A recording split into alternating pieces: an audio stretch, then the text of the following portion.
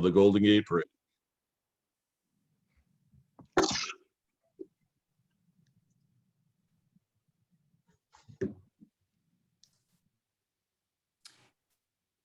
And the silence sets in. Floor is yours.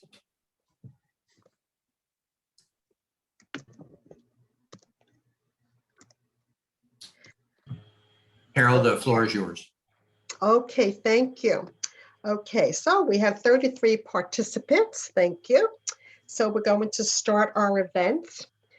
So good morning, everyone. I'm Carol Christensen. I'm the 2021 Westchester Regional Director.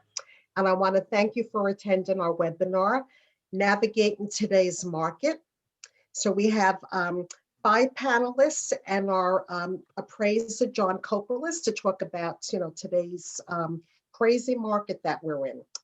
So our panel today consists of our esteemed 2021 HGAR President, Crystal Hawkins-Siska. So thank you, Crystal, for being here. Crystal, who as president is advocating and promoting the American promise. And 3 words to best describe Crystal: deep, compassionate activist. Crystal has been in the real estate business since 2004. The Bronx native first joined HGAR Board of Directors in 2017 before being named president-elect in 2020. Crystal also serves as a director with the New York State Association of Realtors. Joanna, who can't join us today, but we have Ron Medilli in his place. So Ron has been a 12-year veteran. And Ron's words that describe him best is responsible, tenacious, and conscientious. Ron's a 12-year veteran of real estate, a longtime resident of Westchester County. Ron's negotiation skills, as well as his relationship building ability, have put him to the forefront of today's unpredictable market. Stephen Mancini. 3 words to best describe Stephen Mancini is loyal, integrity, and dedicated. Stephen Mancini, born and raised in Somers, New York, where he currently resides, has been licensed since 2009. Stephen's previous career was as a pastry chef at the Waldorf Astoria in New York City. When the hotel closed for renovations, he decided to make real estate his full-time focus to be part of his family business. Nikki McMahon.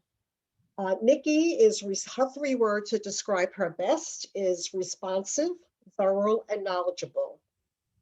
Nikki McMahon's interest in real estate started on the commercial side 21 years ago for Cushman & Wakefield's New York City office. After starting her family, her career shifted into residential real estate.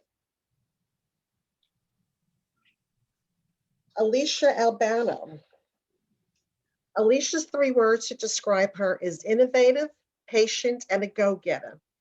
Building relationships is key. I treat everyone as I would want to be treated, whether renting, buying, or selling. The end goal is the same.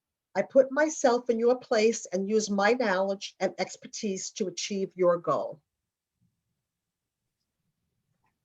Our appraiser, John Kopelis. John's 3 words to describe him is loyalty, curious, and loving. John has been appraising residential real estate for over 35 years. His appraisal company, Kopelis and Associates, serves the boroughs and the Hudson Valley. John personally appraises in Westchester County. He enjoys working with realtors, explaining the appraisal process. He recently started a Facebook group, Ask the Appraiser. In the industry, he is known as the Wolf because he cleans up messes. I didn't know that, John.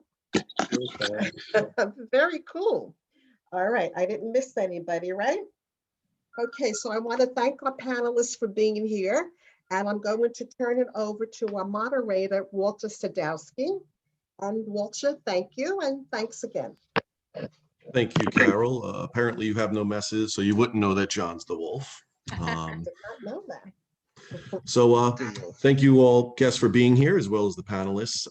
Today, we're going to try to see if we can, as real estate professionals, see how we're guiding and preparing clients, both sellers and buyers, to navigate the current market. I'm sure many of the people attending today have had some issues with dealing with multiple offer situations, losing clients, bidding wars, so on and so forth. So without further delay, let's get into the questions. And also, just as a point of what's going to happen today, if you want to ask questions in the chat, we would ask just put them in there. We will try to get to them, try to keep them on point as far as which questions we're talking about or which topic we're talking about at the time, and we will try to get to them as we go. Okay, so the first question is for Stephen and Alicia. Stephen and Alicia, how are you explaining and or preparing your buyer, even though their bid is over asking price, that they may not win the bidding war? So I'm explaining to my clients that there are so many buyers out there that are putting their best foot forward. And, of course, a lot of times there are cash buyers or people who have maybe better terms than them. And so although they're, coming up with good, with such a strong offer, they may not get it because there are people out there who may have a strong offer. I'm pretty much saying very similar. Mostly telling people, one of the biggest things that it comes down to is, how many times has the highest bidder lost out on a bid? That's going to show how aggressive they are when it comes to offering and how they're offering and what contingencies they're willing to waive and also what they're able to waive. Right. If you've lost, say, 4 bidding wars and you're getting tired of it, you might just say, let's waive the inspection, or, we love this house, we feel this is for us, we're going to waive the appraisal contingency. And then, of course, you need to get into explaining, how that can affect them. But I think also, yeah, that definitely is a major factor. How long that they've been in it and how many bidding wars that they've lost. And also their timing. If they have an urgency, their their contingencies are going to be less and they're going to come in very strong. Gotcha. Stephen, you have any last words to add there? No, I think Alicia kind of nailed exactly what I was thinking as well, and pretty much what I tell my buyers as well. Gotcha. Okay. And this next question is for the entire panel. We've been asked as agents, especially buyers agents, well, what were the other bids and how do you respond to that? So when your buyer is preparing for an offer or whatnot, are they asking, what are the other bids and what is your response? So let's start with Nikki. Well, they're not disclosed typically, so you're not going to know until the deal closes. You just have to tell each buyer that's putting the offer in to put their best foot forward. I mean, everything's going over ask right now. So what's the best that they can do? And how the cards play out is difficult right now. I mean, you're getting anywhere, some listings on the low end, 4 or 5 offers, all the way up, you're hearing 20 plus. So it's just preparing them for what to expect and to stay in the game. Don't give up, keep looking for that house. And, when it comes together, it'll come together. But it's tough out there for buyers right now.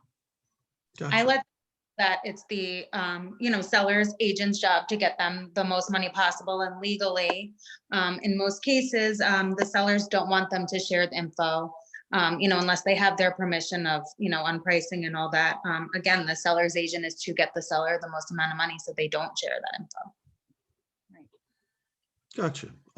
Ron, any comments? Yep. Yeah. So pretty much, by this time, we've coached our buyers to understand that, what's happening on the other end. Not that it's even available for them to see, but it doesn't really matter. They have to, again, go with what's comfortable for them after reviewing whatever we use for comps these days and, being comfortable with their monthly number when all is said and done. So, and, what the market is telling us. So, it's hard to, we have to be able to at least speak to them intelligently and with a guiding voice as opposed to, finding out exactly what the other numbers are. Ron, thanks. Crystal, you have anything to add? Yeah, a lot of times one of the things that helps me the most is actually thinking in terms of an analogy or a word picture. So I pretty much say the same to my clients. When they ask, what are the other bids? I say, well, you know what? Imagine you're in a race. Are you going to keep looking to the guy to your side and say, what's his time? No, you're going to focus on how you're running the race. Well, that's the same thing here. You're in a competition. So you got to have the best time and not worry what the other person is doing. You have to focus on winning. The other analogy I used is playing a game of poker. I said, that's just like saying, hey, can you show me your cards? And they're like, I said, that's exactly how it is here. You're competing. Once again, I stress the fact that you're competing against others. So we can't see their cards and they don't see ours. You just have to figure out which number can you put in that you will feel happy after you win the bid and say, I paid the right price, and not have any regrets. So that's really, I said, I usually use the term, you got to figure out what your threshold for pain is on this. And I'm like, and then you tell me that number. I can give you market statistics, but this is a new market where you're determining the value. The past is the past and it's current right now. So that's the kind of the conversations I have because it's tough out there. Yeah. Thanks, Crystal. Appreciate that. Stephen. Yeah, I'm pretty much telling people the same thing. I say I use a little bit more reverse psychology and say, well, if you were the seller, would you be willing to tell the buyers that are offering what the highest number is when they may in fact actually go even higher based off of their comfort level with offering? And usually I get no, I wouldn't want to do that. If I can get a couple $1,000s more, why not? So that's usually the road that I go down with people. Gotcha. Thank you, panel. Next question, given all this, how do you prepare and explain to a seller during this time, because you brought it up, that you may receive an offer well over asking price, but the house may not appraise? Then what? So on the converse side of things, so when the seller is getting all these offers and, they could be hundreds of $1,000s over asking price, how do you prepare the seller for accepting that offer and then possibly it not appraising? I can talk about a circumstance that happened a few months ago. We were priced aggressively. I was representing the seller and we had a cash buyer. The buyer was worried about the house being priced too high. The seller was, I'm not selling this house, this is the number, or I'm not selling at all. So how we handled that is we had the buyer and the seller order their own appraisal prior to contract. So we sorted it out so no one wasted time going down. It was cash buyer anyway, but before we got into contract and wasting anyone's time, we did the appraisals ahead of time. They were close and in the zone, both of them, and everyone felt comfortable moving forward at that point. Gotcha. Thank you, Nikki. Anyone else? I know what you all do. You all go on Facebook and you go ask an appraiser and you type in the question, John, I got this situation. How do I prep my seller? Right? That's what you all do. John. But that's what they should be doing, Walter. That's right. Look for John's page to find out. That's right. John, quickly, has anybody other than Nikki, perhaps, reached out to you in any of these situations? Are you getting any of this yourself as an appraiser when there's, these multiple offer situations and the listing agent may be unsure of how to handle it? Walter, I'm getting this every week. I'm getting calls from agents and realtors all over asking me to help them with a low appraisal or asking me to help them with some comps for something they're looking to list. It's something regular that I'm doing now. I'm helping everybody that I can. It's a very tough time for the brokers, but there are different options that I'm trying to impart to all the agents that I know on how to handle this situation. And the biggest one right now is the pending sale, or in our market, the temporary off-market sale that's also pending. I'm suggesting, and when I get the phone call, that's immediately where I go to. I look for days on the market, and if I see a pending sale that's 4 days on the market, I know for sure that pending sale went a lot higher than the list price was. So I'm suggesting to the agents that they call the listing brokers in regard to those pendings and find out approximately, if they can, where the pending sale is landing as far as a contract price, so that the appraiser knows this and can take this to the lender or the reader of the reader of the report, the bank, the underwriter, whomever it might be, and make a logical case for why this house is selling where it's at. And Gotcha. I'm doing that with all offers. We're getting a lot, 100,000 over list price. So I am definitely doing that, as soon as we accept the offer, or sometimes before, just to make sure that we do have the comps to make sure that this is going to appraise. Gotcha. Anybody else have any unique perspective on this? Yeah, I just- I'm sorry, go ahead. No, Go you ahead, got Alicia. I was going to say, sometimes the comps don't actually tell the whole picture. Certainly not recent ones, or older ones, I should say, because in today's market, as I said earlier, I mean, the comps sometimes just don't match up. And if you start to go back into like early last year, the market, when it was starting its escalation,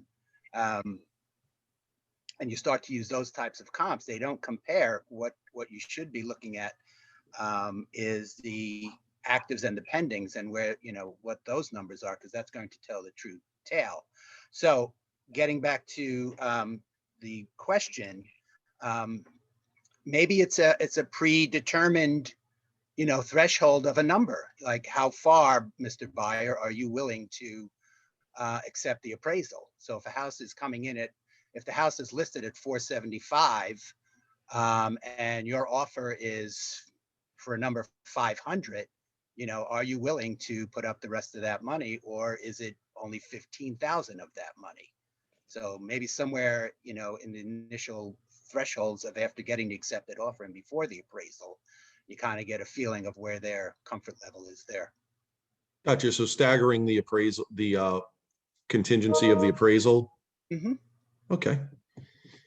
So Alicia, what do you- Walter, on that topic, Walter, I do have a question from the audience, which is, what are the options if it doesn't appraise? Okay. So Alicia, did you want to chime in and then we'll come to that Yeah. question? Go this ahead. kind of is that, I think from the beginning that, everyone, you need to be transparent with all parties, the seller, and then of course the buyer and their agent. What if the house doesn't appraise? So that there's a plan, God forbid if it doesn't, again, how much the buyer would be willing to come up, or if they're putting enough down where it really wouldn't affect them, where they would need to put down more. And then also I like to meet the appraiser, even though I'm the listing agent, and in addition to giving them comps, go over all the special features of the home, because sometimes they could be overlooked. And, I feel like that definitely helps. Gotcha. Thanks, Alicia, for the additional insight there. So the question that got posted, I think it's here in the chat. Is the listing realtor allowed to ask the buyer if they have cash to put up for the house should it appraise for less than the appraisal amount? Alicia just kind of touched on that a little bit. I mean, it's a conversation that you are having as the offers come in. If it's a multiple offer situation, that's one of the factors that you're looking at. Do they have the cash to cover if it doesn't appraise, or will they be willing to put up, that difference? Money, right, if it doesn't. Yeah, exactly. So Gotcha. Walter, I'm acting as like a viewer here because a lot of these questions are realtor related. So Sure. I have a question for the agents. As the offers come in, are they able to vet the potential buyers? Are they able to ask financial questions and those type of things, or is that out of your realm? Because I would imagine that right now you had better do a damn good job vetting the buyers so that you can figure out who's your best buyer and who's going to make who's going to most likely have the money to take care of a low appraisal or bid such a high number.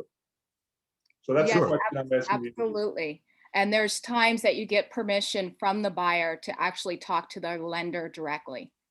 So Right. we can do that. And then also what you can do is obviously you can ask for a proof of funds to be able to cover the remainder of the amount over if the house doesn't appraise, and per se you have that 15,000 over the threshold appraisal contingency, or 20,000, or what I've seen 60,000 over, which I think is a little much. But you know, if again, it all comes down to how bad do you want the house and how many times have you lost.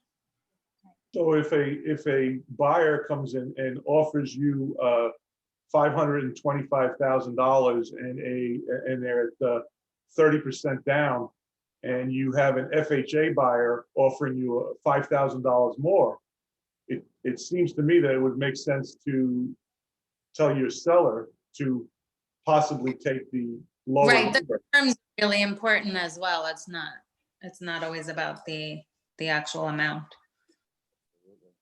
Thank So you. I have a follow-up question to this, if I may, Walter. Sure, please, Gary. Is it appropriate as a seller's agent to contact the buyer's attorney to be sure that everyone is okay with waiving an appraisal? Sometimes what is written on a memo of agreement is not what makes it into the contract. God, we never heard that one before, huh, folks? Yeah, I actually want to jump in on this one. Please, And I'm going Krista. to say 110%, because oftentimes the deal stops or changes or gets or rectified or detoured right when it gets to the attorney. So the attorney's there to actually protect the interest of their client. So sometimes amongst agents, we are making negotiations that the attorney on the other side has no intention of allowing their client to move forward with. So it's a polite conversation with the other agent. I strongly recommend that we have good etiquette with our fellow agents, and you ask permission first. You say, hey, listen, buyer's agent, this offer is looking real strong, but we need to bulletproof it. So here's what I'm suggesting. I would give the agent the opportunity first to, speak to their attorney on their side and to see if you can get something in writing or be able to do a conference call so you guys are all on the same page. Because I can tell you, there's tons of deals where I made the mistake and I didn't do that, and attorney crushed it. So. Yeah, I totally agree with you. I mean, in this market right now, I think the absolute most important thing is communication. If you can't communicate everything properly, you're going to be held up. You're going to meet snags. There's going to be a wrench in the gears. So if everything is communicated up front right off the bat, then there's nothing to question later on. And also managing everyone's expectations in different scenarios, so they know, if this does come up, this is how we handle it as well. Gotcha. I have a quick question for the panelists as well on this topic. I guess I'm asking all the questions, but I have an additional one here. Is there any change in this market as far as the submission of information you furnish to the listing agent when you're a buyer's agent? Like, are you including attorney info right at the get-go versus waiting to get your offer accepted? Stuff of that nature. How have your offers to purchase changed, if at all? Absolutely. I feel the more information I can give the selling agent or the seller's agent, the more likely they are to feel that I'm going to be an easy agent to work with. And we all know that if it comes down to two exact offers, the listing agent is going to push the agent that they know they can work better with. And providing all the information up front is definitely going to give you a leg up on another person potentially. Great. Anybody else have anything else on that? How about the infamous love letter? I don't think we're allowed to present those anymore, but nothing says that the buyer can't, they know the address, they can't mail it themselves. Right. I'll jump in on that one. What happens with that is that people will put in, I'm married, I have 3 kids, one's in a wheelchair, blah, blah, blah, blah, blah, and they're not talking about the house. So they're hoping that the homeowner will pick them because they have a certain situation. And that's what we cannot do. It's strictly green. It's strictly about your best offer, no love letters. I actually, when I do get them from buyers, I don't send them and I tell the agent, I'm not sending it. If they're accepted, if their offer is accepted and we go to contract, that's when I forward it over to the seller. But before that, I will not, because it becomes too personal. And sometimes the homeowner will pick, that particular buyer because of circumstances. So Probably could it's, fall under a fair housing issue too, correct? what's that? You could probably fall under a fair housing issue as well. Correct. It's Without a exactly. doubt. And that's why you don't forward them over, right? Yeah, guys, I'm just curdling at even hearing that as a suggestion. I can tell you so far this season, there's only one love letter that I forwarded. And I have to say, the agent coached their client extremely well, because there was nothing that would actually fall into any of the protected classes. It was specifically about how they felt in the home, the view from the window, how they imagined themselves sitting on the porch and drinking coffee. I'm like, coffee drinkers is not a protected class. They really steered around it, but that was the exception to the rule, because most of them are like, they really head into minefields.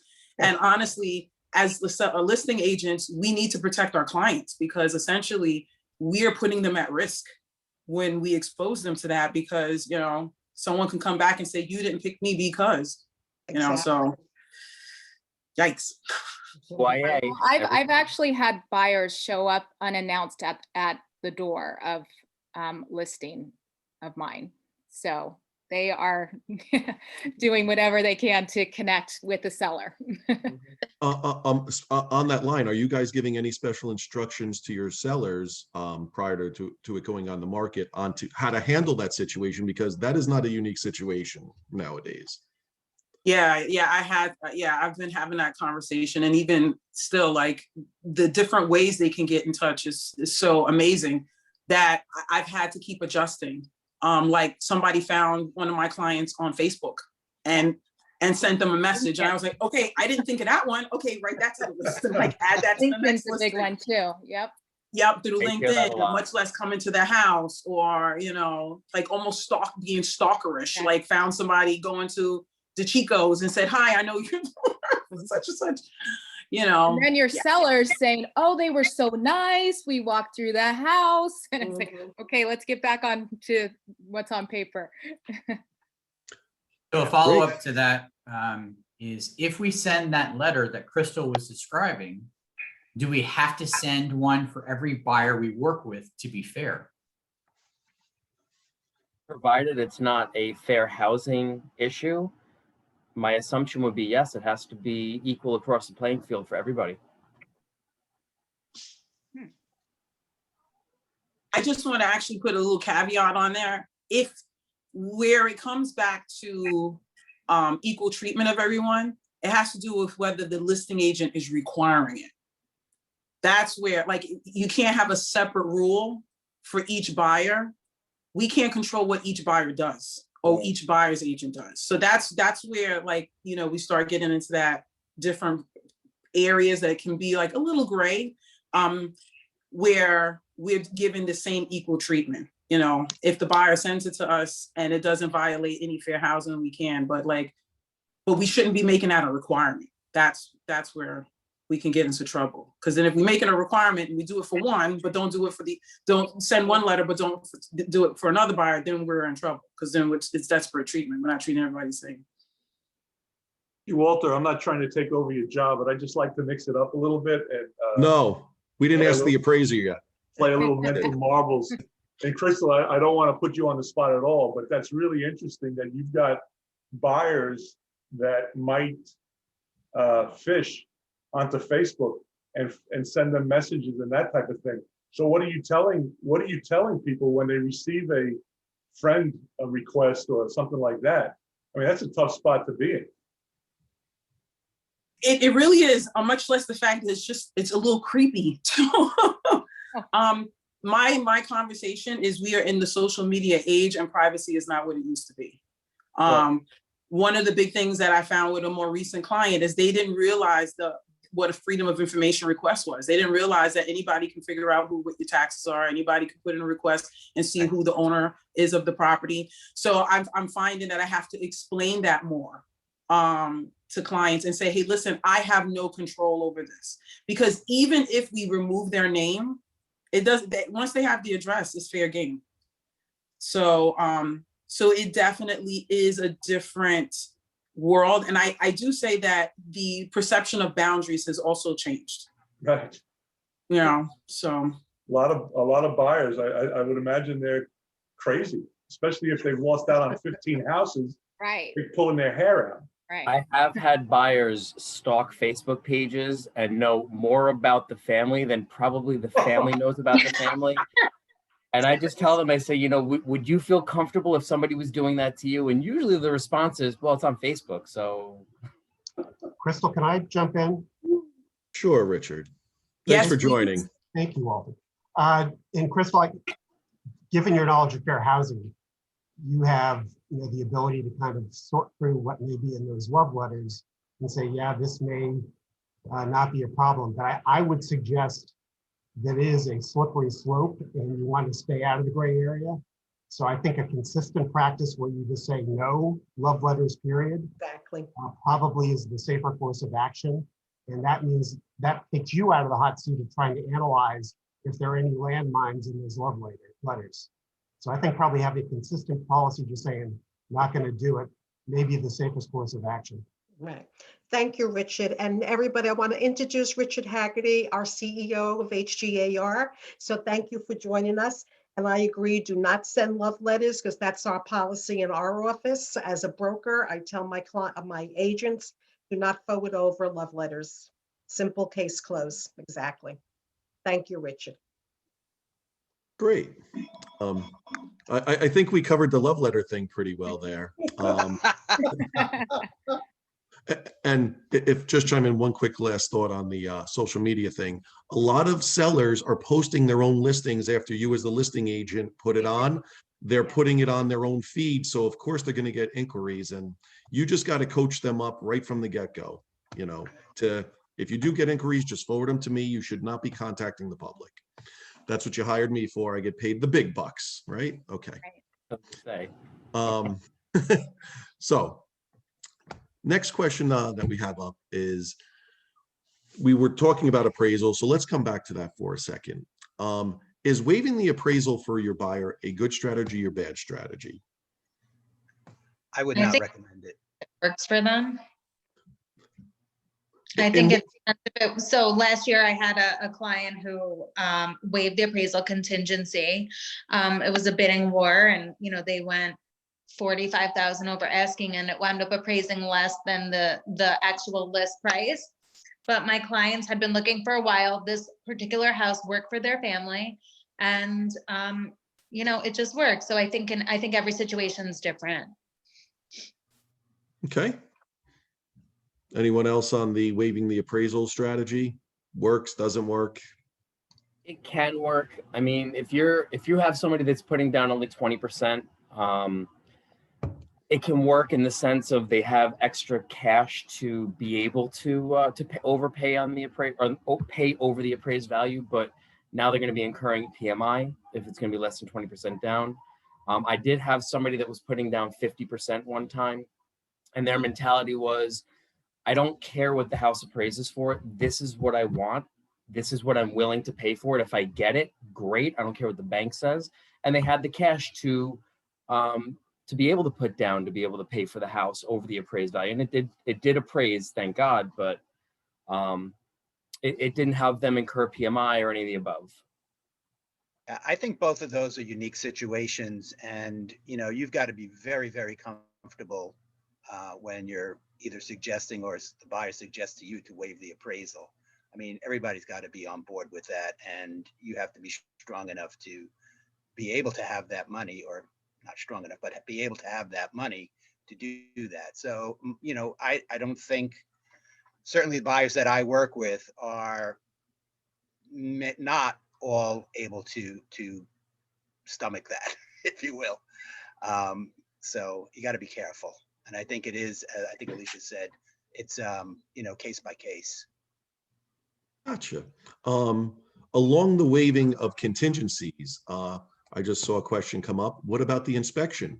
Waive or not waive? To inspect or not to inspect? That is the question.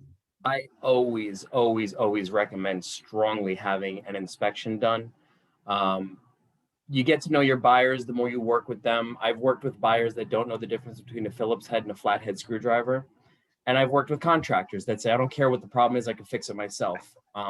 My response is always the same to them. You don't know if the house is falling down regardless of your scope of work. It's best just to have an inspection done. I still do get people that are willing to waive appraisals. I always say to them, well, look, let's at least keep in the appraisal contingency health and safety issues. God forbid the foundation's crumbling. God forbid the septic is in total failure. These are things that that may be a deal breaker for you, and it'll give you the ability to either A, negotiate, or B, walk away. You mean inspection contingency, right? Not appraisal. Yes, I'm sorry. Okay, yeah, no, that's okay. Just want to, I'm sure with FHAs and stuff, that stuff comes into play, but we're talking non-FHA at this point, correct? Okay. Anybody else on the, Yeah, I think it's tough to recommend not doing an inspection. I mean, if it's a condo, possibly, but with a house where there's so many things that could, go wrong or be affecting. Some people do say for information purposes only. Some people use structural only, where the big dollars can be. So, again, it comes down to each person and how you feel, them, you're the buyer agent, what they can handle. And, I like if the guy is handy that he does say, well, I can do that. But like Stephen said, cracked foundation is not something that is always quite visible and to the naked eye, and you might need a trained inspector to find it. So it's a tricky situation there too, but it's tough not to I'd like recommend to doing weigh, an inspection. I'm going to weigh in on this too. Okay. First thing is, Ron, you're 100% right. Always do an inspection for informational purposes only. This way you could walk away or not. However, if you do have a buyer who says they do not want to have an inspection, get that in writing against your better judgments and your advice. They decided not to get an inspection. You recommended it, so you have to protect yourself, because buyers will come back to you and say, oh, my agent didn't tell me I should have an inspection. So you get that in writing, that they waived the inspection against your advice. Yep. Me too. And I was going to say the same exact thing. Mhm. Yeah. Yep. I know I have a example. I don't know if this helps, but there was a house that was for sale. I'm not going to say who the listing company was or who the buyer's company was, and the buyer had opted to waive the oil tank inspection to save the couple $100 that it is. Fast forward 14 days after closing, there was a major oil spill. It got into New York City watershed, and it probably cost them well into $100,000 for cleanup, on top of the fines and all the other stuff. Mhm. And it was in writing, so the buyer was not able to sue anybody because it was against everybody's judgment to do the inspection. Yeah. You have to protect your buyer and you have to protect yourself. Mhm. that's a tough one. Yeah. Ouch. Mhm. All right, well, so here's one for you. Is cash still king? And does the seller always take the highest offer? And I guess these kind of go hand in hand. I'm sure all the panelists here have some comment on this. So let's start. Nikki, you're there. Go ahead. Okay. So I had a situation, we had a cash offer that was a 30,000 below list price, an aggressive list price. And shortly thereafter, we had an accepted offer. A buyer who had seen the house about a month prior came in with a full price offer. The sellers were very tempted to take up 30,000 higher to go with the full price offer with a mortgage. But the buyer would not lift the mortgage contingency. So they showed all this money on paper, they're more than qualified, but they wouldn't lift the mortgage contingency. So in that situation, we really had to advise the seller, like, look, who's going to really perform here? It's worth it to take, less than you ideally want to, which was still it was almost full price number. And to know that this cash buyer is going to perform and is going to close. There's not going to be any hiccups that, they lifted the appraisal, but what if, that affects their mortgage in a way that they wouldn't get to closing. And that buyer, when the buyer previously had come in, the full price, the higher offer, had said at the time, we think the house is too high. They waited a month before coming in. The other buyer was ready to go. Let's go, let's go, let's get to contract. So you really want to see who is really going to perform and get to that closing table. So does that mean cash is king? Well, yes, not always, but in this situation, it definitely was. I actually have a story the complete opposite. I closed on the house a couple months ago. We were a 5% down. Granted, the debt to income ratio was like 5% or 9%, something like that. So my buyers were way, way, way overqualified, and we beat out a cash offer. And it really didn't have as much to do with the numbers. It had to do with the cash buyers' contingencies. They were unwilling to waive certain aspects. And my buyers, they put forth a really fantastic offer, which ended up being $65,000 over the asking price. The house needed to be gutted, but that's besides the fact. And it sold in the mid fives, and everything worked out perfect. So cash, I don't believe cash is totally king. It's really what the buyer is willing to do to make the deal work is really what matters the most. Yeah, Gotcha. I want to. Go ahead, Crystal. You're up. Yep, I want to jump in on that one too, because even in the midst of this pandemic, and although there's a pause on, or although there was a pause on auctions because they're started back up again, I still do short sales. And one of the things that always like kills me is when I get an offer and they're like, cash can close in 2 weeks. And I'm like, you're insane. Like, I don't care, because this deal could take 6 months. In some weird cases, it could still take a year. So I look and I, sometimes I try to coach the agent through on the other side. The other times, especially with one deal, I had so many offers. I literally didn't have the time to go back to each agent and like coach them like, hey, putting an offer that way kind of sucks on this, because at the end of the day, it's the bottom line figure. It's, so some of the things that's better is, even if it's financing, do they have extra cash where if the bank counters, can you come higher, right? Those are the things, they don't have anything to sell. They're, living in a property owned free and clear, or they're renting with family, or, they can wait 6 months or a year. Those are the things. So like cash, like sometimes the agents get mad and they're like, my deal was cash. And I'm like, yeah. And at the end of the day, in this deal, it's the bottom line. I had another one, regular transaction, and it had to do with the timing. My person needed to buy something else. So cash came in, but the financing deal, they have more flexibility. So, so that's where it means we have to adjust our mindsets and coach our buyers better to realize that cash is not always king. It's going to depend on the timing and circumstances of the seller. So like to understand that. Well, another challenge we're seeing right now with on the sales side is that they don't have a place to go. Ooh. So a lot of my sellers, I've been doing a lot of 90-day closes. They don't want a quick close. They can't do a quick close. They need extra time to get to where they're going. We had no rentals in this area until recently. I mean, forget about it. And if it did come on, it was gone in hours. So there was no temporary 3 months, a year even, to put where some of these sellers could go. So I've found my sellers need more time, not less, for sure, in this market. And definitely at the end of the day, what a lot of people do forget when they're presenting a cash offer is whether the bank writes the check to the seller or the seller or the buyer writes the check to the seller is walking away with X amount of dollars, and they may not be comfortable with what the cash offer is offering them. Right. So obviously, barring any concerns of appraisal and all the above, the seller is always going to want to walk away with the higher amount. Regardless, sorry, Nikki. Yeah, I would say, not always it's the higher amount, Yes. if there's obviously depending on timing and many other contingencies, but A quick question for Mr. Ask the Appraiser, John Copolis down there. Somebody had mentioned list price, and that's kind of a reference point on what the crazy market is that everything's going over list price. So does it matter for you as an appraiser what the list price is when you get an appraisal where the offer is $100,000 over asking?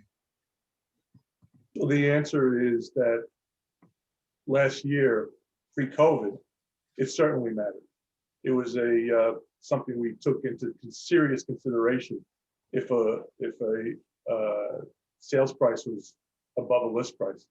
But post-COVID, it's a new strategy that the brokers have come up with to list properties aggressively. They might think a property's worth 700,000, but they'll list it at 625 just to get a hell of a lot of buyers in there and bring excitement to the listing, knowing it's going to sell above. So the simple answer is no, doesn't affect it. At least for me, as a 35-year vet, there are guys that there are appraisers out there that it may scare, but it shouldn't, right?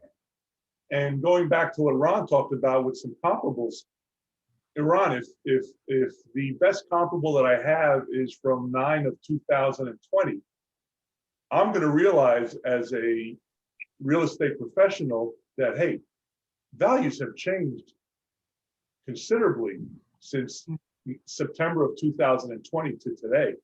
I'm going to have to make an adjustment for time. And, your own MLS came up with a 10.9% median price in Westchester from first quarter last year to first quarter this year. So an appraiser has that information right there for them to make a 10% per annum adjustment to that sale that happened in September. So there are ways to look at older comps and still bring them up to today's value. Mm-hmm. Yeah, what I think I was getting at more is coaching the buyer as to, when you're showing them comps, they're not as astute as the appraiser, certainly yourself. So they need to understand a little bit more and coached more about where the market is and where it has come. Now you say September, well, if I started working with people in November of 2019 and, you're looking at houses before, and then it hits, and then the numbers start to get crazy. So you have to really be prepared and coach them well down the line if they're still, when they continue to look and the prices have gone that 10% or more up. Right. That's what I was getting at. Alicia, did you have something to chime in there? I saw you. No. Oh, figured I'd ask. But I will chime in. Sure. Go ahead, Mr. Lee. So while we can get proof of funds for a cash buyer, how can we be sure that there are not outstanding liabilities, for example, tax liens? Excellent question. Whoever in the Zoom world has asked that, wonderful question. Who would like to chime in on this? I like to jump in on this one because this is kind of this is kind of in my wheelhouse because I'm distressed properties lady, right? So you need to have the county clerk's office become your friend. Like you need to log on, I have an account, and you have to do your own due diligence and do short searches. It's not that hard. I mean, and you can call the town and find out. And fascinatingly, I'm seeing a lot more of that right now because there were individuals who were in trouble before the pandemic hit, and now they went off the rails because maybe they lost a job or somebody got sick. I mean, it's kind of bad out there. So this is some of the due diligence you can do ahead of time. Pull stuff on Realist. Sometimes you can see the multiple mortgages, but definitely when it comes to the tax liens, and usually as a rule of thumb, although I've been seeing the towns doing something a little different, but usually if it's like 3 years, the town is going to go after that property and try to put a tax lien and auction it off that way and get their money. And they take precedence over a mortgage, just so you guys know, the house always gets paid, the towns get paid. So And I have to tell you, as a buyer's agent, you really come off as such a top-notch agent if you can do that extra work. And it's really not that hard, to get that information. But I strongly suggest it. It's something I do actually with my listing presentations, just because I've been working at it so long. Even those who feel like they're in good stead, sometimes something wild comes up either with taxes or a judgment that was against them, or if they were a contractor, somebody, is going after them for work. I've seen a lot of interesting things over the years, but county clerk's office can download that stuff or just call the town. Now, Crystal, do you have access for, I believe the question, and again, you gave great information there from the list side, but when you receive a proof of funds from a buyer who's claiming they show you a bank statement for $1 million, the question I believe is, how do you vet their liabilities against that $1 million? Is there a way to do that if it's a buyer? You're just getting the proof of funds. It's not a tax record. Yeah, so that's where you have to become friends with the loan officer, because I did have someone who had a high, they seemed like they had a high net worth, but when you actually broke it down, their DTI was so high. They were like, 45%, 46%, because they were overextended with their debt. So it means really having a good relationship with the loan officer, and you can't be afraid to ask. There's a lot of agents that even get a little gun shy, but the truth is that this is a business and we're real estate consultants. So you should ask about that stuff and how much of it is sometimes is liquid. And I've noticed that the people who have nothing to hide like that, they'll give you the information because they want to get the deal done. When you start getting resistance, it's usually an indicator, and it can get uncomfortable. So that's just about scripts, I think, and getting coaching from your brokers and stuff to just coach through that. And you just say, this is just, this is a transaction. So I'm trying to do the best job possible as a real estate consultant with a very high asset.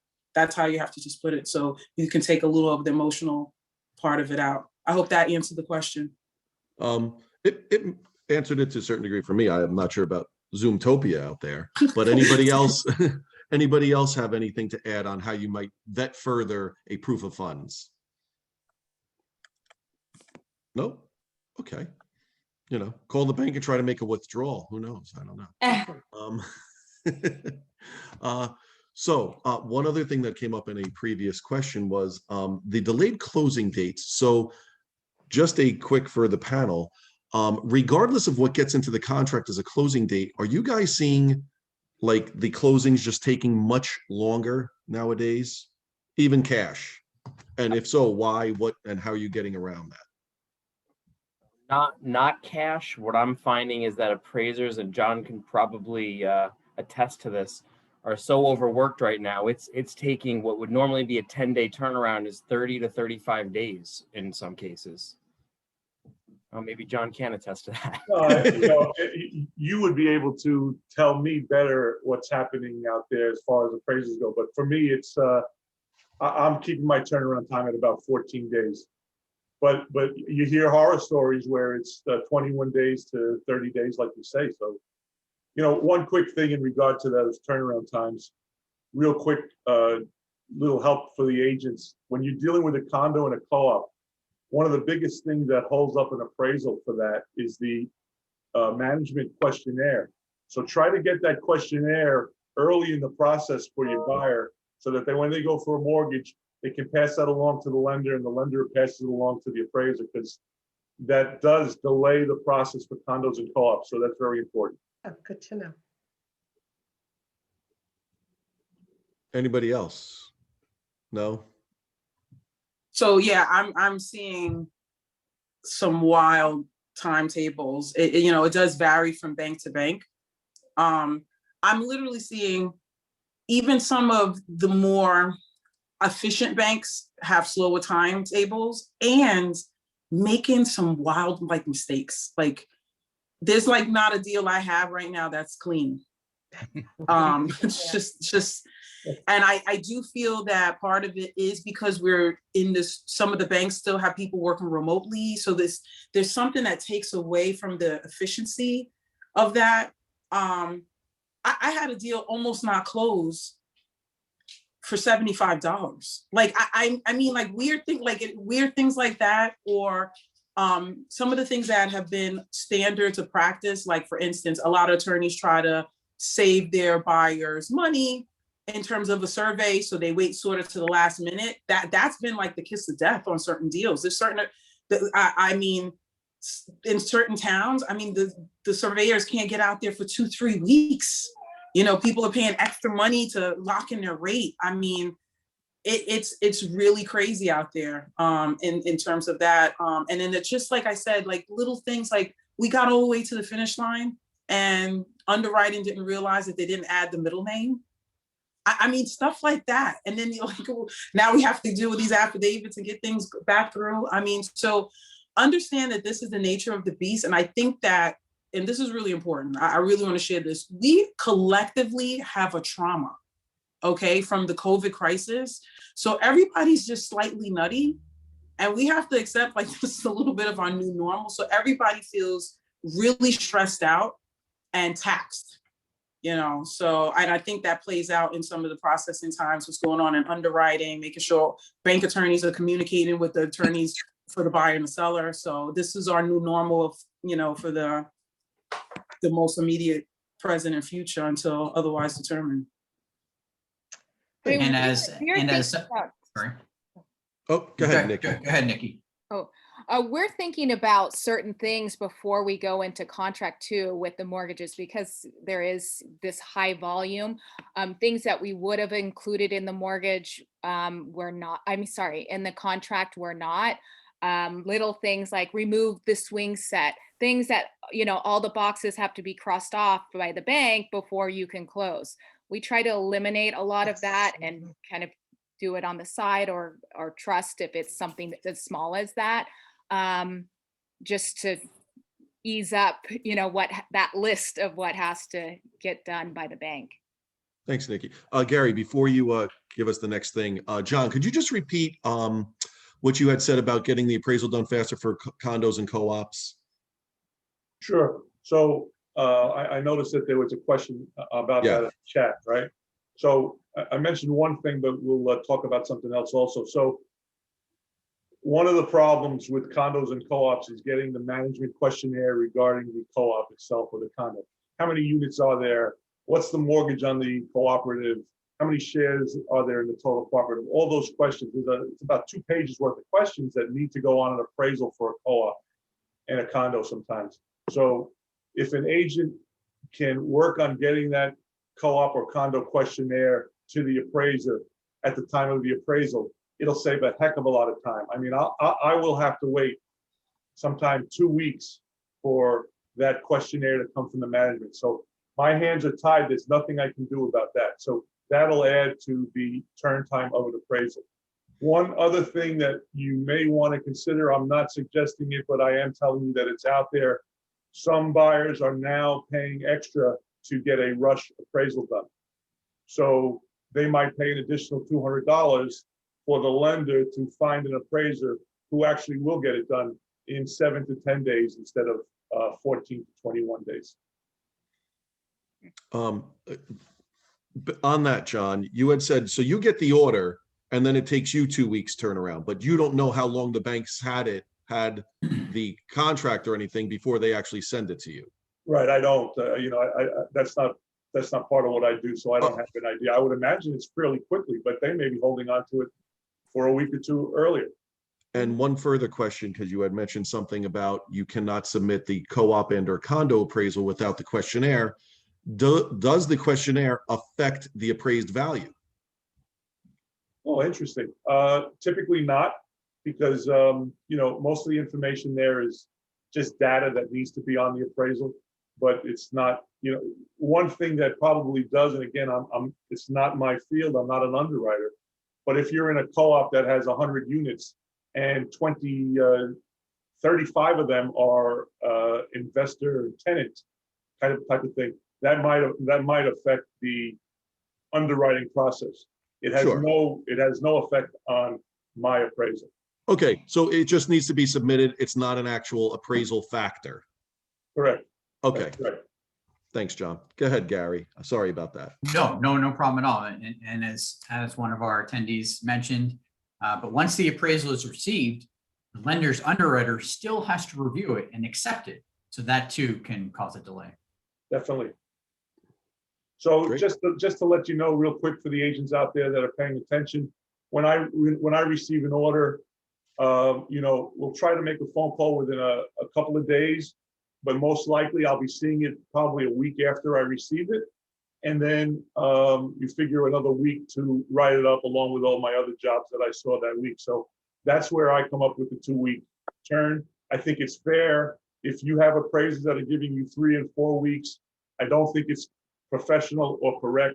They should not be accepting the assignment at that point if they're going to be turning around an appraisal in 3.5 weeks and they realize it. Now, sometimes there are always unique situations, but lenders should start asking the appraiser how long it's going to take, and if it's going to take too long, they should move on to the next appraiser and see if he can do it sooner. Good advice. Great. Thanks, John. Can I jump in again, Walter? Absolutely, Mr. Connolly. So on that same thought, so what is the thought about banks offering buyers to waive the appraisal? It has happened to 2 of my listings, said this attendee. So let me clarify this for the panel. The bank suggests the bank being okay with waiving the appraisal, is that you need like approval from the bank to waive the appraisal? Is that what she's asking? What is the thought about banks offering buyers to waive the appraisal? So the bank to not do the appraisal? They're waiving it, apparently. I had that happen on a deal. So they're waiving the appraisal contingency. You're still always having to do the appraisal. Not necessarily. I had a deal where my buyer was putting down 40%, and the bank said that there's enough equity in the house that they know where the market is, they know what's going on. They don't even have to do an appraisal, because if there is a foreclosure proceeding, there's enough skin in the game for them to be able to do so. And someone else chimed in that they're not waiving it, they're doing a desktop or drive-by appraisal. No, I had a bank actually totally waive appraisal. Okay. That's what was told. I was very surprised. That was told to us. John, you were going to chime in there. Go ahead. Yeah, so I am under the assumption that there are loans that a bank will waive an appraisal, and Steve mentioned, and I imagine those are the reasons, because they're putting down a large chunk of change, that type of thing, large down payment. So there's not really too much to be concerned about. But there are other things that have come along post-COVID. We are doing desktop appraisals now, which means that I'm getting an order and I'm researching everything online. I am not leaving my desk. So I'm not inspecting the interior. I'm not inspecting the exterior of the property. I'm just doing an appraisal based on the MLS. And if I want to call up the seller to get some information, that's called a desktop appraisal. And the lenders are going with those. And also this called a drive-by. That's been around for a while, where the appraiser gets the order, he drives out to the property, makes sure it's standing, tries to get an idea how big it is, figure out the room count, what's the acreage, is he located near a gas station or across from an apartment building or I-95, and then we come back to the office and we get our work done. So there's a couple different options now that are post-COVID in the appraisal world. John, if I could ask you a question on that, do you feel that changes the appraised value versus actually going into the property and inspecting it visually? So Stephen, I'll tell you that it can certainly change the appraised value. I'm not saying it does, but if I'm not seeing a house and the MLS photos are a little bit deceiving, either positively or negatively, that can certainly affect the way I look at the home and the way I appraise the property. So I would imagine it's always best to have the appraiser go into the home to see what's going on. But, well, especially now with all the virtual photos. I mean, I've had listings where I've had to do, this is what it can look like, obviously. Right. So I can imagine that. So I have an additional question for John from the audience. Sure. When an appraiser is doing a conventional appraisal, does it matter if there's asbestos on the pipes, or in the case of an attic with a small leak through a window? Okay, so two different scenarios. The asbestos, if it's wrapped on the pipes cleanly, is not an issue. But if it's wrapped, if it's broken, if the wrap is broken, that becomes a safety concern for people in at home. So the appraiser will make note of it, and he possibly will ask for a a professional to come and view the situation in regard to that. In regard to a small leak in an attic, I don't think typically, and I'll speak for myself, I wouldn't make note of that type of a situation. So there's a difference on how we inspect properties on the conventional side and on the FHA side. But safety is paramount concern on both sides. But in FHA, it's a little bit more extreme. John, a quick question on the appraisal also, with the desktop versus a conventional appraisal. Is there a higher percentage of those appraisals that are desktop being contested? Not that this would happen to you, but Okay. is it more likely that a desktop could be contested and successfully? So yes, I'm not.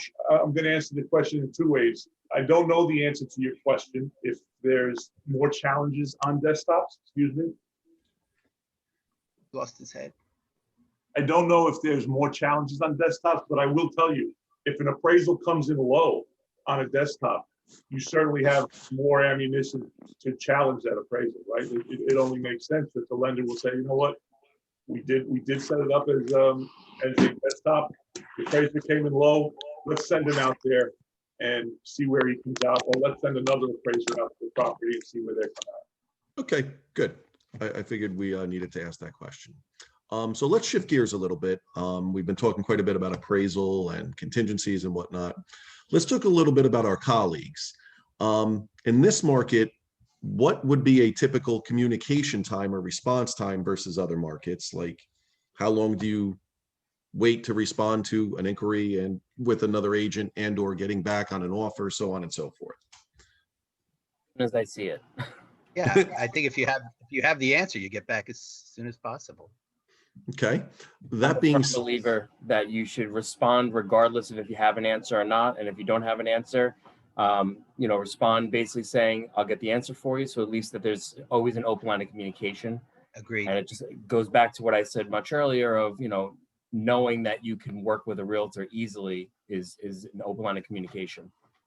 Gotcha. Now, how do you respond or handle the non-responsive agent? And their client has the best offer by a long shot, but all of a sudden after the offer is accepted, they're off their grid. How do you guys handle non-communicative agents?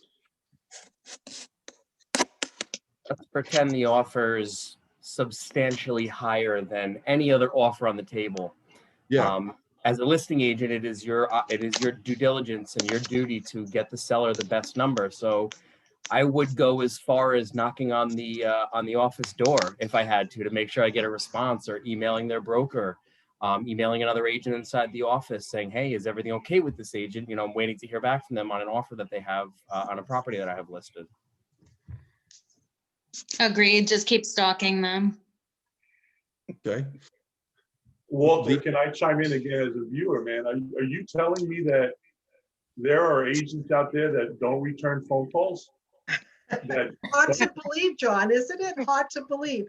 And one of the things we all have to stress is that we are cooperating agents, and let's cooperate with everybody. And there is due diligence, and there is courtesy and respect for your other agents, and get back to them within a reasonable amount of time. And the next day is not a reasonable amount of time. And like Stephen says, even if you don't have an answer, I'm working on it. I'm sorry I haven't heard back from my seller. Because sometimes when you do present offers to your seller, a lot of times the seller will say, well, I want to think about it. I'm going to sleep on it. I'll let you know tomorrow.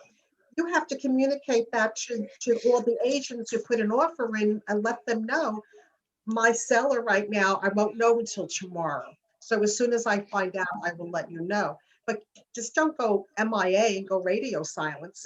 It's just courteous we're all busy, and just be cooperative.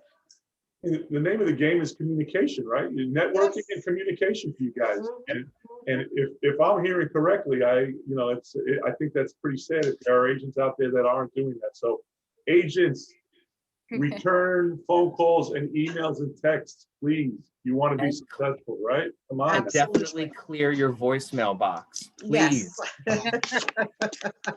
And So yeah, some people aren't even returning emails because a lot of people don't read their emails right away. So if you need, find out, how do you communicate? Should I text you? Should I email you? Should I call you? Usually, I think today more texting is more what people should be doing, but follow it up with an email. Hey, I text you, earlier, and here's my email. But always do 2 forms of communication and response. So if I could please chime in as the director of the MLS. So one of the nice functionalities that we've included within our new One Key MLS is the fact that we now have rules enforcement facilitators. Yes. And there's a list of people. So if you're not hearing back from an agent after an offer's been made, or you're trying to do an open house, or trying to get into the listing, if you have an agent who's not responding, you now have a new recourse, which is these rules enforcement facilitators. There's a list posted in the MLS that you can contact them, and they will contact the broker directly to find out what's going on. And if they don't respond, then they will be fined. So there are consequences for not cooperating with the MLS. Good. Thank you, Gary. My pleasure. I also want to jump in on this too, because I'm become one of the busiest people of the hour these days, and I'm still working in my capacity, is read on the other side, read the notes in the MLS. Yes. One of the big challenges I have is on the opposite, where sometimes agents are like, you haven't gotten back to me. And I'm like, do you see that I have somebody works on my team and their name is in the notes and it says, please call them? Yeah. Like, I can't believe how many people just don't read that. Or what's even worse is when my teammate reaches out to them because, like, I'm in a panel discussion right now, so you can't get me right now, right? And he's contacting them and they completely ignore him. It's like, hey, I'm following up on the deal, blah, blah, blah. And then they text me mad, you didn't get back to me. And I'm like, yeah, but Marco has been sent you like 6 texts. Can you respond to him? So I think that's another part of the courtesy of communication is really read the notes, see what the instructions are, so that we're following protocol, that things don't fall through the cracks. Thank you. That's a really good one, because I try to put as much in the listing as possible. And it's very frustrating, agent remarks, please see documents, surveys there, floor plans are there. And then you still have people reaching out. Can you send me the floor plans? Can you send me the survey? And especially in this market when everyone's running around like crazy, it's like agent remarks, the first thing there, look at the documents, So definitely. Well, First thing I read is the agent remarks. Good. Well, it sounds like all the panelists do that. Let's hope Zoom World does that and the rest of the MLS. Apparently that's not happening. So for those out there, look at the MLS. There's a lot more information than you would suspect. So part of the situations that we're having with buyers nowadays also is fallout. And the fallout being you may lose a buyer client because they feel it may be your fault that they're not winning these bidding wars and everything else. How do you keep a buyer engaged when they continue to lose out on multiple offer situations?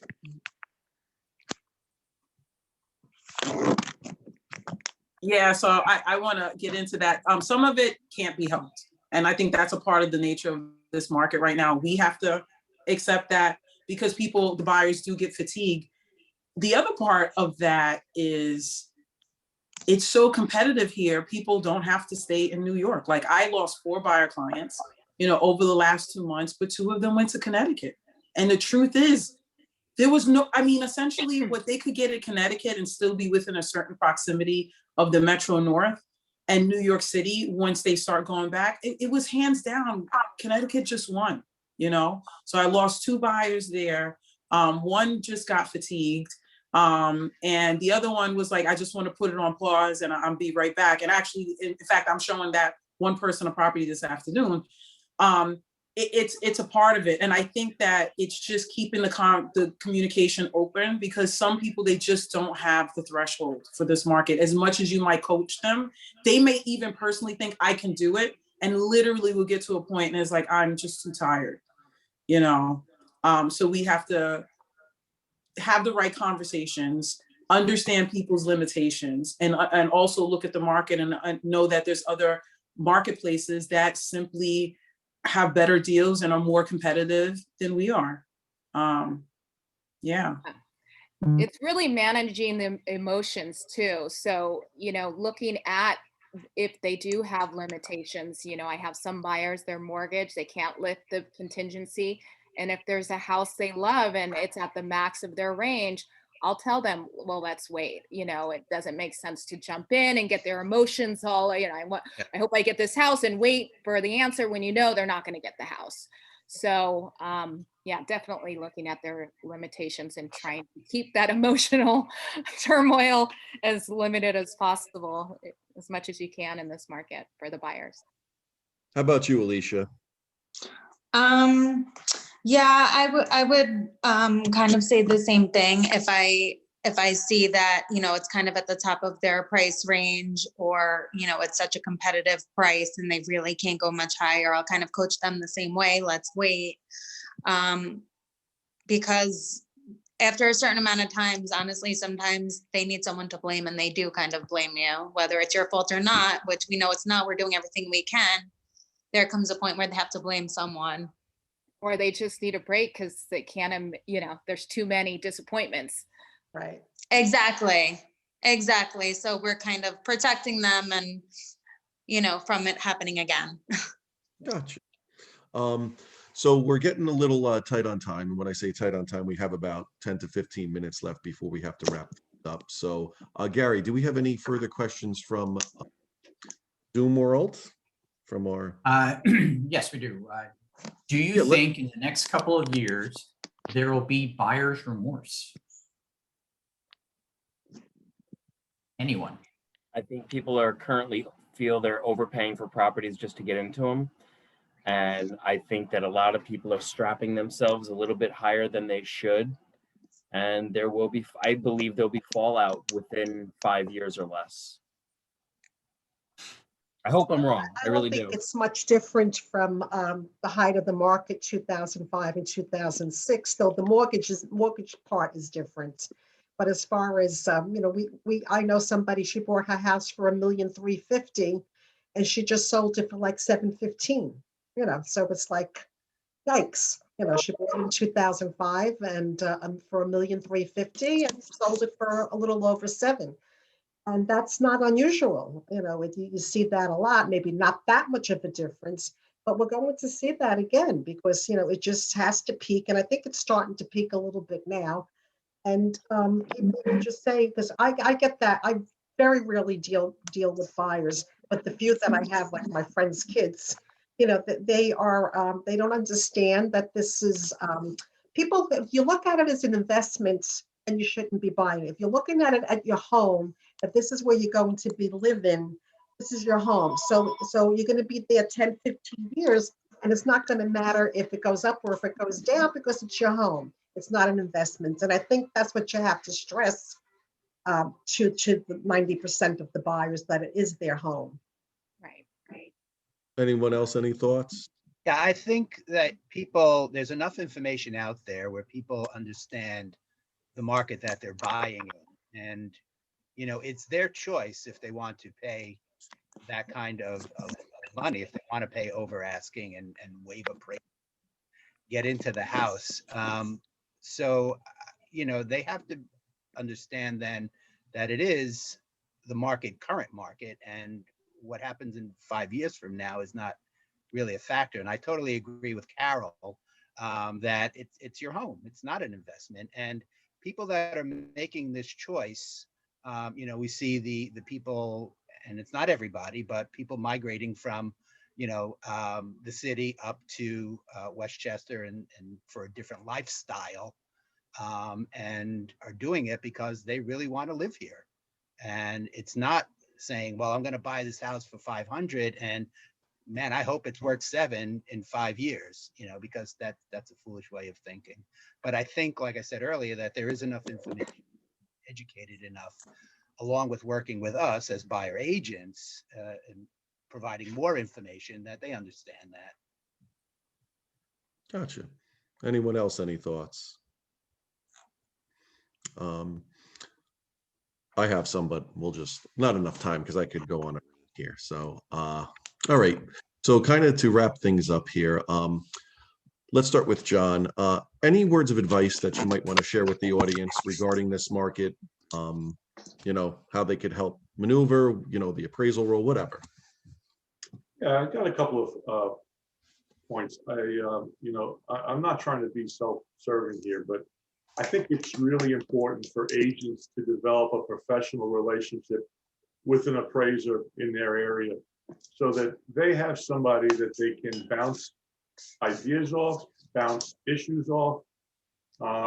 That's one thing I've noticed, that a lot of agents don't have a relationship with specific appraisers. An appraiser can help you so much in the process, and it's important for you to know that you have a professional there that can help. It's been one of my goals to bridge the gap between appraisers and realtors. I've heard some pretty crappy stories both ways, appraiser versus an agent, and agents versus appraisers. And it's become a goal of mine over the past couple of years as I've been talking to agents and going to different offices. And this is why I started that group, Ask the Appraiser. You go to Facebook and you look for my group, Ask the Appraiser, and I'm there answering questions from a ton of agents from Westchester and Putnam, from the area, but also across the country, because I want to be somebody who can bridge the gap and make things, make the process more seamless for the agents. And in turn, it'll make my job easier. I'll be more of a professional to the agents, and the agents will learn what an appraiser is looking for on the appraisal inspection and in the appraisal process. So I think it's a win-win situation. So find an appraiser that you can count on, that's professional, that's good. If you don't know any, you can speak to your broker, and I'm sure they have a relationship with the appraiser. And that would be one of my big things to tell you for today. Great. Thanks, John. Appreciate that. Alicia, any closing thoughts? I just think we need to coach our buyers, that it's such a strong buyer's market out there, and really when they find the property that they love, to put their best foot forward, and that there are other strong offers out there and they need to be ready for that. So they may not get this property, but everything happens for a reason. That's what I always try and remind them. Great. Excellent, Alicia. Great thoughts. Stephen.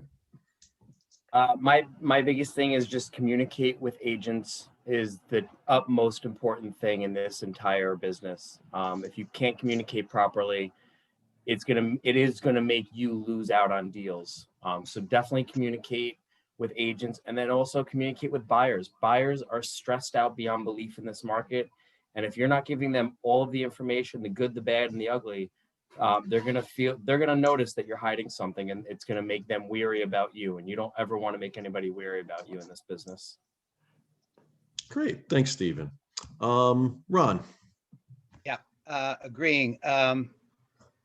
Honesty and quick communication, like we spoke about earlier, to your buyers and sellers is of utmost importance. Especially with buyers, first-time home buyers. You got to tell them straight, and you got to tell them as quickly as you can. But I always, losing houses here and there for various reasons, I always tell them, listen, there's a house there for you, and we're going to find it. It's just going to take a little bit longer than we thought, and I think that's encouraging for them, and I think they like to hear that. So, yeah. And I believe that, but honesty is the way to go. That should be one of my 3 words. But yeah. Thanks, Ron. Appreciate that. Nikki. Oh, I would say definitely managing expectations on all sides and communicating. Also, just everyone really needs to be flexible on both sides because there's a lot of things, especially with the high volume that's going on. Some municipalities, it's hard to get the COs cleared and things like that. So I think both sides just need to, be flexible to get to the closing table, with things that may come up. And also very important, talk to your sellers about setting up moving companies ahead of time. The movers are really backed up. They're giving you the date, not the vice versa. So line everything up early. Thanks, Very good Nikki. advice. Thanks, Nikki. Appreciate that. And to kind of close us out here on final thoughts, Miss Hawkins Siska, El Presidente. El Presidente, all right. I think one of the parting words I want to say is it's not always going to be this way. Every market is a micro market. Everything is cyclical. Be teachable, be coachable, because it's going to change. I mean, by the time we get into September, it could be something different. By the time we get into January, it could be something different yet again. And to understand internally the seasonality of our industry and how outside factors can create micro markets, and just convey that to our clients. Also, don't be afraid to say, I don't know. We don't have to have all the answers. Sometimes we want to give everyone the answer. Sometimes it's like, that's a great question. I don't know, and it's been stressed before, but yeah, let's all play nice in the sandbox. Yes. Please, because we have colleagues that we have to remember that we still have to see each other. We still have to see one another on another deal. So let's all play nice in the sandbox. And remember that this is a noble profession, okay? I really wanted that we really have a great service that we give to our clients, customers, our communities, and our country. So just remember that. So be nice out there. Thank you, Crystal. What I want to add a word to this also is respect. And I think that's a really big word, is to have respect for your colleagues, have respect for your buyers, have respect for your sellers. That's a big part of it. John, your Facebook page is Ask the Appraiser. So anybody who wants to go on the Facebook page, go to that. It's Ask the Appraiser. Thank you. I want to thank the panel. I want to thank you, Ron, Nikki, Crystal, Stephen, and Alicia, and everybody. Thank you so much. I'm sorry Joanna couldn't join us today, but it was a great panel. And Walter, you're a great moderator as always. And I want to thank my two committee people that have helped me, Carol Miller and Melissa Kirschenbaum. They helped me plan this together. And Gary Connolly for putting this on, and Jenna Courier, because believe me, without HGAR, this would not take place, and without this great panel. So thank you, thank you, thank you. And Thank the you. Westchester director. Thank you, Carol. Bye. Thank you, everyone. Something in September. We'll have something in September. I'm not too sure what. So Melissa and Carol, put your thinking caps on. Thank you. Handling the crash of the pandemic. Right. Bye, everyone. Why did I pay Thank so you, much? everybody. Bye, everyone. Why did I pay so much? Should have did that appraisal.